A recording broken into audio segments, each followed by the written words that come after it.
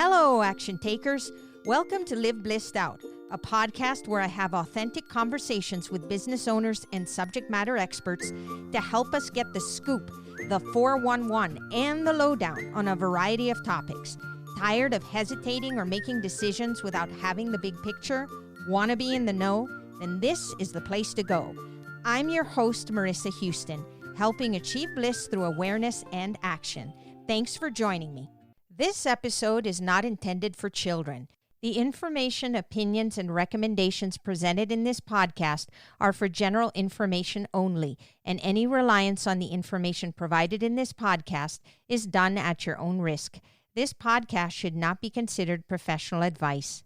Want to save yourself that trip to the market? Instacart delivers groceries in as fast as 1 hour. They connect you with personal shoppers in your area to shop and deliver groceries from your favorite stores. Receive free delivery on your first order over $35. Just follow the link in the show notes to let Instacart know I sent you and help support the show. Instacart. Never step foot in a grocery store again. Here's our listener spotlight from Dana in Colorado. Live Blissed Out is a breath of fresh insight. What a great podcast. I love the variety of topics for both business owners and consumers alike. It's a great way to find out all kinds of practical tips and inspiration you need for your best life.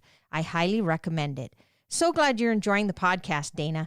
Thanks for listening, following, and sharing. This is episode 22. Want to learn how to prepare for baby? We'll talk about that. My guest is Rachelle Gershkovich, CEO of Maternal Instincts, LLC. With nearly a decade of service through Maternal Instincts, Rachelle's goal is to end sleep deprivation for babies and parents and to make parenthood a more restful, harmonious, and loving experience. She covers sleep training and infant care herself and from her personally trained and certified staff. She and her staff stay with families in their homes, and together they tailor their sleep training approach for each baby and family. For more information, visit her website at maternalinc.com. Hi, Rachelle. Welcome to the show. Thank you. How are you? I'm great. So happy to be talking to you today. I'm really excited today. This is a fun topic for me, so I'm jazzed. Well, I'm eager to learn from you, I tell you. I'm sure you're going to teach me a lot of things today. So I wanted to talk to you about the fact that parents these days, they read books, they try to plan, they're preparing for baby, they're doing their best. But at the end of the day, they think they're ready. And then when baby comes, they realize that they're not as ready as they thought. And so I wanted to start out in the very beginning, which is talking about what parents might need to prepare for baby. And usually they will tell all their friends that they need certain items and they'll start up a registry. But I find that there are things that they're ordering from the registry that might not be the ideal items. And so I wanted your take on what they should be thinking about when they prepare for the registry. Yeah, absolutely. So when it comes to the registry, a lot of times we get caught up on physical things that could be purchased, a stroller, a car seat, the crib, things like that. And then once you get past those big items, you start to just add in extra little things like clothes, nail clippers, bathing tools, things like that. But what we're missing and the biggest component of your registry is your postpartum support, making sure that when you come home from the hospital, you actually have meals that are prepared, or you have lactation services already set up, or you possibly have a doula or a newborn care specialist coming to the home and helping guide you and teach you what to do with this little baby. Because when your family wants to come together and support you, they really want to make sure that you're successful. And sometimes the cute little bows and the outfits aren't what's going to make you successful. The guidance and the support in this time frame that you feel a little bit overwhelmed and a little bit unsure of exactly what to do with this new little peanut that's come into your home. I can imagine, because if you're a new parent, it might be super scary because you're not really sure what you should be doing. So what are some of the things that they should be thinking about specifically in the registry that they can tell people, hey, I'd like to have this as part of my shower or gifting or whatever, so that when baby comes, I feel like I have more support? So I think one of the big things that they should consider are some services. One would be setting up either a meal train or having meals delivered. Another one would be lactation support, which on most insurances are covered 6 to 8 visits of lactation. So just organizing, having that set up. That's more of finding somebody within your team that's organized that can help you make sure that your appointments are scheduled. And that's these acts of service, which go much further than buying a certain item. And then when they do want to financially contribute and they want to add to a registry on a financial level, then they can add into the actual postpartum service, which would be something like the doula or the night nanny. And those people will come into your home and they spend 4 to 6 hours with you and they guide you through how to lay your baby down, how to get your baby to sleep, how to make sure that you're doing diaper changes most efficiently, and skin to skin care and bathing. It's just this hands-on guidance that really a first-time parent is completely clueless with and kind of scared. They're a little bit overwhelmed. I can only imagine. And I never even thought of that because we all get invited to baby showers. And the first thing we think of is go to the store and buy a blanket. Yes. And, Yes. and we never really think about all the other levels of support that a new parent needs. Yeah, and they end up with 15 blankets and they just wrap them around themselves and they cry because honestly, the postpartum time is just a very, very emotional space. There's such a high level of love. You feel this extreme endorphins of love and euphoria, and it's fantastic. And then you feel extreme emotions of, kind of fear and overwhelmed, you and your partner not knowing what to do. So that's baby stuff and that's service. But for mama and dad, they should make sure that they also have some support set up for them. People are not very comfortable talking about how a mom is going to come home from the first days from the hospital and really be honest with her what's going to happen. We always talk about birth and we talk about pregnancy, but we don't talk about the nitty gritty of postpartum. And she's going to come home in a pretty exhausted space. She's going to recover from her birth. She's going to have sore body parts and she's going to need to make sure that she has a comfortable space and she has all of her feminine hygiene products ready to go because she's going to need all of those things in her recovery as well. One of my greatest tips that I always give is to turn the nightstand into a mini refrigerator, because then you can put all of your snacks and food there. You can put all of your baby items on the top, maybe some diapers, maybe some nipple cream, but you don't have to get in and out of bed because technically you should be sitting down and healing. The more you get up and you move around, the more you disrupt your healing and you make the process longer. And how long does mom need to heal? Is there a specific time frame? Is that a 2-week period or generally speaking? So she's going to gauge her healing on her bleeding. Postpartum, she's going to have menstrual blood that is going to tell her how long she is still healing that space in her uterus where the placenta was. And so as long as that blood is reducing and it's coming down, it takes at least 3 weeks, but she's going to feel really, really good by week 2. She's going to have this energy. She's going to be on this birth high and just be like, oh my gosh, I don't even feel sleep deprived, because it's all of this adrenaline from birth. And then week 3 will hit you kind of like a freight train. It is just so rough by week 3 because sleep deprivation hits in, the pain from your birth is more noticeable, and you might have overdone yourself in week 2 because you're feeling good and then you're feeling really exhausted by week 3. You're also detoxing a lot of hormones. So you're going to have night sweats, you're going to have this really uncomfortable sensation of crying and then happy, and then the hormones need to come back down to breastfeeding hormones, not pregnancy hormones, which are a little bit lower. And then eventually after breastfeeding, we get back down to pre-pregnancy hormones. But that detoxing of hormones can only come out through sweat, tears, or pee. So you've got to liquid them out. So you sweat a lot and it feels very uncomfortable. And a lot of people don't talk about this sweating. Yeah, well, a lot of people don't talk about this stuff because, again, I think the easy thing to do is to just say, hey, baby needs clothes, baby needs a bottle, just all the physical things. And then let's throw a party and let's celebrate. And it's just so easy. And I think this is kind of uncomfortable. And so, yeah, it's kind of a hidden thing, right? We just don't talk about it. And that's one of the reasons why I was so excited to have you, because it's one of those things where this is a safe space for us to share with people exactly what they should be aware of, what they should be thinking about, so that we can do a better job too in supporting our loved ones when they're preparing for baby. Right. And so that little mini fridge is very helpful. And if both the parents can dedicate some time to just trying to stay in bed and just try to relax, any extra services, even house cleaning services to take care of the home, because that's not where your recovery is going to be at. You shouldn't be running around the house and you definitely shouldn't be hosting. So if there's somebody who is going to come to the home, a visitor, a family member, they need to be the helpful one, not the ones who you are serving tea to. Like, you cannot bring your friend over to have them hold the baby and you're serving them a cup of tea or a soda or whatever it is that they're wanting. But you need the friend who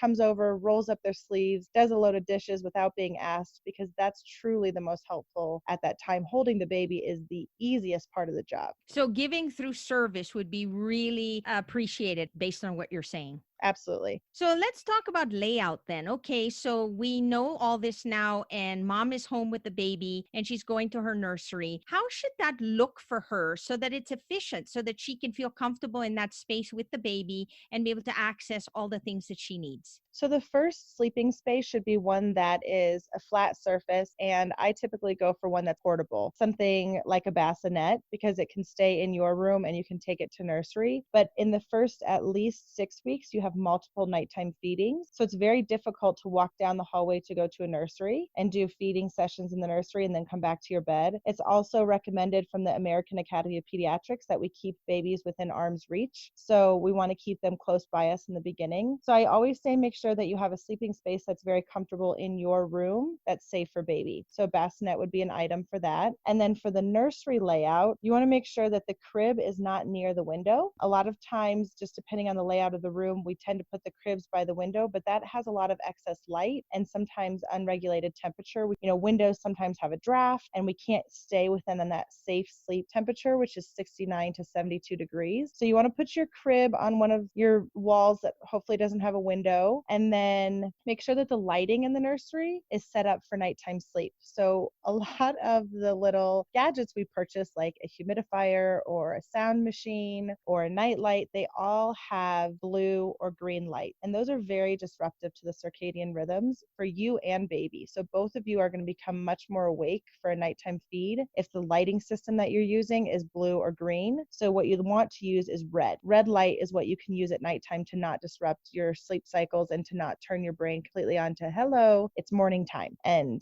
babies live off of that circadian rhythm understanding of sleep. And then your changing station itself should have a very, very easy flow. If you have the changing pad, next to it should be your diapers and creams, and right beyond that should be your diaper pail, whatever you use for disposing of your dirty diapers. But there should be this nice sequence, because when a blowout diaper happens, it happens very fast and it shoots across the room, and you have to be within one little quick reach of your arm. You should be able to grab wipies or grab your diaper and clean up as quick as possible, because if you have your diaper pail across the room, you're going to end up moving around and causing too much chaos when you're trying to get something done quickly. So essentially as close to the door as possible. Yeah.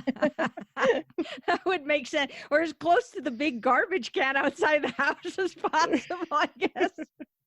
Yeah, there's a lot of diapers you're going to go through. So there's different diaper pails you can purchase. You can use just a trash can, or you can use one of the baby diaper pails that closes so it holds in some of the smell. Rule of thumb for me is that you just change the diaper pail once a day. So you throw out any of the diapers used that day. So as long as you keep up with that, then you'll be able to keep the space clean best as you can. Right. And when it comes to babies' bowel movements, breast milk babies, they have a little bit less of an odor in their bowel movement, and formula babies have a little bit more, because there's some iron in formula, so there's a little bit more of an odor, but it's not very stinky, to be honest. It's not this horrible smell. It's just the amount of diapers that accumulate over the day. So you mentioned that in the beginning, you definitely want to have the baby in arm's length. At what point do you feel it's ideal for them to now move full time into the nursery? So American Academy of Pediatrics says 6 months, but I say that we need to be passionate with our parents. We need to be caring about what their sleep situation looks like. So I personally do sleep training nationwide. I help parents all over helping their babies sleep through the night. And one thing that I always talk about parent with them is, what does it feel like to have your baby in the room with you? Do you wake up to all of the noises? Are you sleeping peacefully? Is it very difficult? Because there's a lot of parents who cannot sleep through the noise of babies. Everybody thinks that babies are quiet and sleep peacefully. They are not. They're very, very loud. They make a lot of grunting noises. They move around quite a bit. And so every time they make an adjustment or grunt or move, you're jumping up and running over to look at them. You're not sleeping, and you're very quickly going to spiral downhill, and that's not a good place to be in in either. So I would say that try to come up with a comfortable situation for your family, knowing that in the very beginning, you're doing 3 to 4 feeds in the nighttime. So closer proximity is important. By 8 weeks old, they're going to start reducing their feeds down to about 2 times per night. And so anything from